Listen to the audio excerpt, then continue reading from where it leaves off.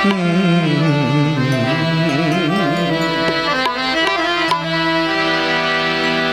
द्रौपदी भरी सभा में लाज के मारे खड़ी है। भरी सभा में वो सबके तरफ निहार रही है। वो अपने पति अर्जुन के तरफ, जिनके गांडीव के टंकार मात्र से पृथ्वी दो भाग में बढ़ जाया करती थी। वो भीम, जिसके गदा का प्रहार पूरे पृथ्वी पे सहने वाला कोई नहीं था। वो धर्मराज, युधिष्ठिर, नकुल, सहदेव, महाराज भीष्म, महाराज धृतराष्ट्र, सबको पुकारा उन्होंने, लेकिन कोई लाज बचाने नहीं आ रहे। अंत में द्रौपदी अपने हाथ से साड़ी पकड़ के बचने का कोशिश करती है, लेकिन कहाँ दुशासन, कहाँ द्रौपदी। अंत में द्रौपदी दोनों हाथ उठा के कहती है, हे मेरे राघव, हे मेरे कारे, हे मेरे कन्हैया, लाज रखो मोरी हे गिरधारी। हे गिरधारी, अब लाज रख लो, अब कोई उपाय नहीं है, मेरी लाज लुट जाएगी। तब द्रौपदी कह रही अपने कन्हैया से कि मेरे कन्हैया, हे गिरधारी, हे गिरधारी, कृष्ण मुरारी,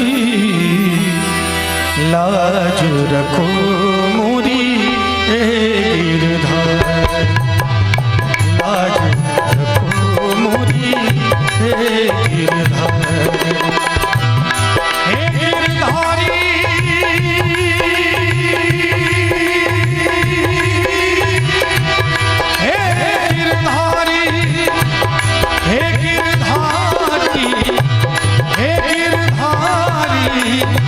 कृष्ण मुरारी, लाज रखो मोरी हे गिरधारी, लाज रखो मोरी हे गिरधारी।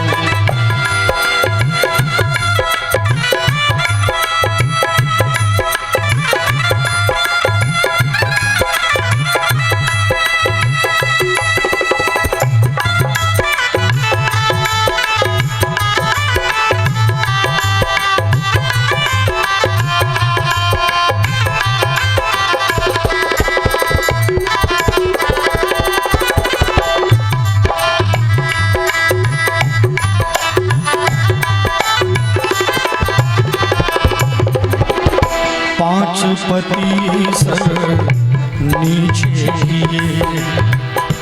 आज 5 पति है और 5 पति सर नीचे किए हुए हैं।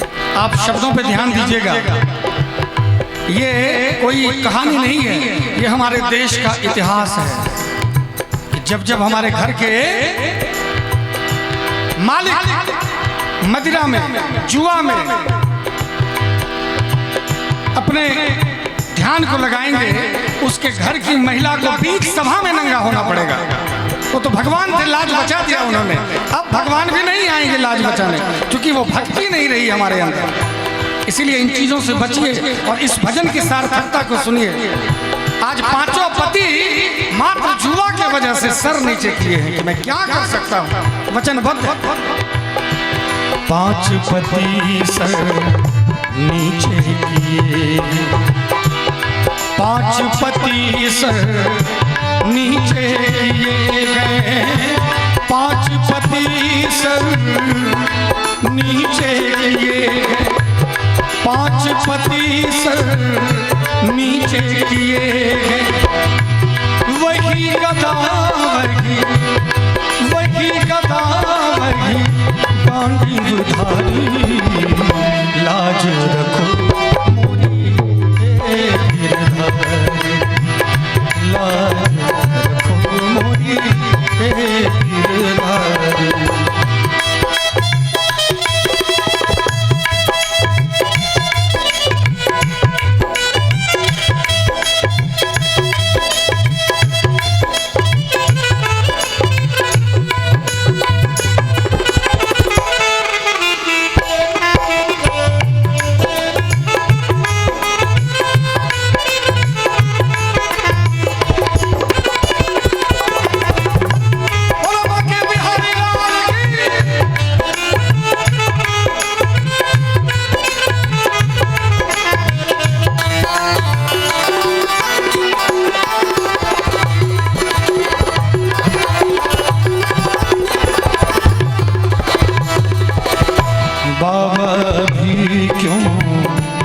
चुप बैठे। ये भजन हमारे गुरुजी फणिभूषण जी महाराज की रचना है।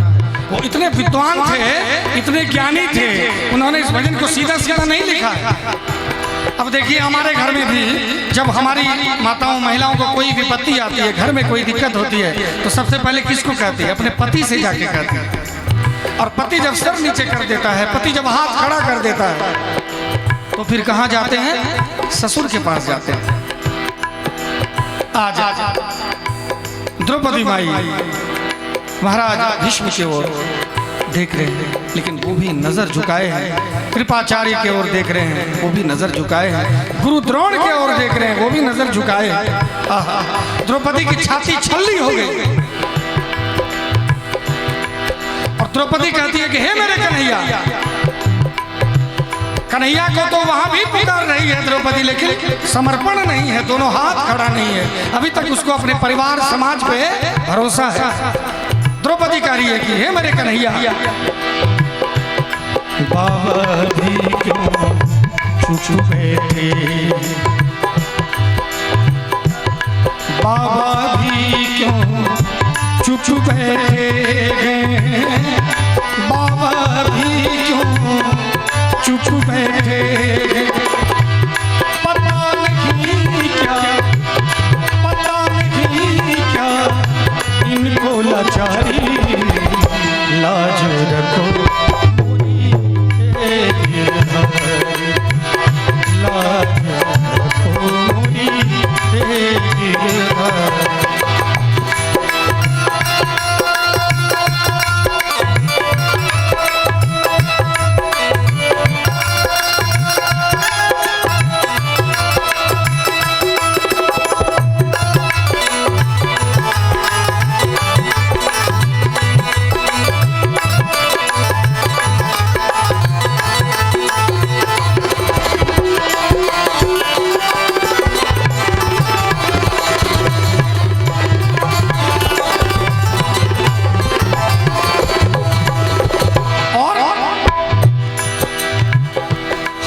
परंपरा है। हमारे गुरुजी ने लिखा है कि पहले पति फिर ससुर, और जब ससुर भी नहीं देखते हैं, घर के सारे लोग परेशान करते हैं, तो हमारे घर की माताएं सरपंच के पास, मुखिया के पास, विधायक के पास, यानी अपने राजा के पास जाती है।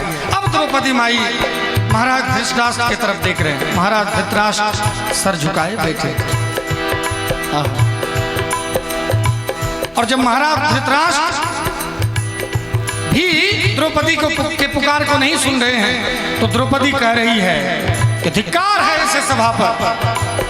आज द्रौपदी अपने कन्हैया से रो रो के कह रही है कि मैं समझी थी कि एक है अंधा।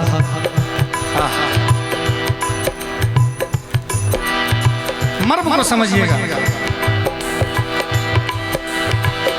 द्रौपदी कह रही कि मैं समझी थी कि एक ही अंधा है महाराज धृतराष्ट्र, लेकिन हाय रे हाय, मैं समझी थी कि एक है अंधा, मैं समझी थी कि एक है अंधा, मैं समझी थी कि एक है अंधा।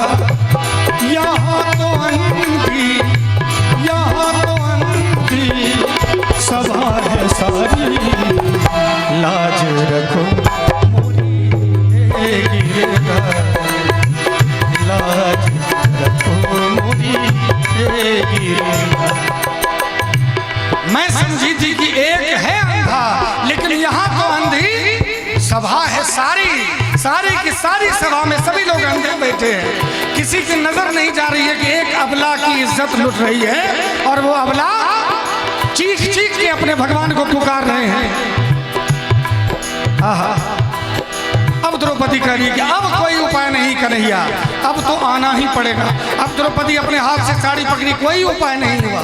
दोनों हाथ ऊपर उठा के द्रौपदी कहती है कि अब मैं आस करूं इस पर, अब मैं आस करूं इस पर, अब मैं आस करूं इस पर, अब मैं आस करूं इस पर। यहाँ सब है, यहाँ तो सब है, तेरे जुआरी लाज रखो। अब मैं आस करूं किसको हो किस पर, यहाँ तो सब बैठे हैं जुआरी, और जिस परिवार के सभी लोग जुआ में बैठे हों उस घर के महिला की इज्जत भला नीलाम कैसे नहीं हो। समझ जाइए अभी भी वक्त है। मदिरा जुआ बेकार की चीजों से दूर हो जाइए, नहीं तो याद रखिए या तो आप या तो आपके बच्चे की इज्जत भरी सभा में नीलाम होनी तय है। बड़े बड़े राजे महाराजे जब इससे नहीं बच सके, महाराज भीष्म नहीं बच सके, वीर अर्जुन नहीं बच सके, भीम नहीं बच सके, साक्षात महाराज धर्मराज नहीं बच सके, जो कि हमारा आपका धर्म के हिसाब से न्याय देते हैं। न्यायाधीश नहीं बच सके तो हम आप क्या है। इसीलिए अब भी समय है, संभल जाइए। ऐसे ही दया बनाए रखना। भगवान से मैया द्रौपदी कह रही है कि हे कन्हैया, जैसे आज आपकी दया हुई है, अब तो महाभारत शुरू है, महाभारत की नींव पड़ चुकी है। अब द्रौपदी कह रही है, इतना ही नहीं, साड़ी बच गया द्रौपदी का, इससे काम नहीं। अब द्रौपदी मैया कह रही है कि हे मेरे कन्हैया, ऐसे ही दया बनाए रखना, ऐसे ही कृपा बनाए रखना। और जब भगवान से ये कह दिया तो भगवान ने गर्भ में भी जाके महाराज परीक्षित की रक्षा कर दी। बाहर तो छोड़िए, गर्भ में भी जाकर महाराज परीक्षित की रक्षा की है हमारे भगवान ने। ऐसे हमारे कन्हैया है। एक बार जितने भक्त यहाँ पर बैठे हैं दोनों हाथ उठा के अपने कन्हैया जी का जय जयकार करेंगे।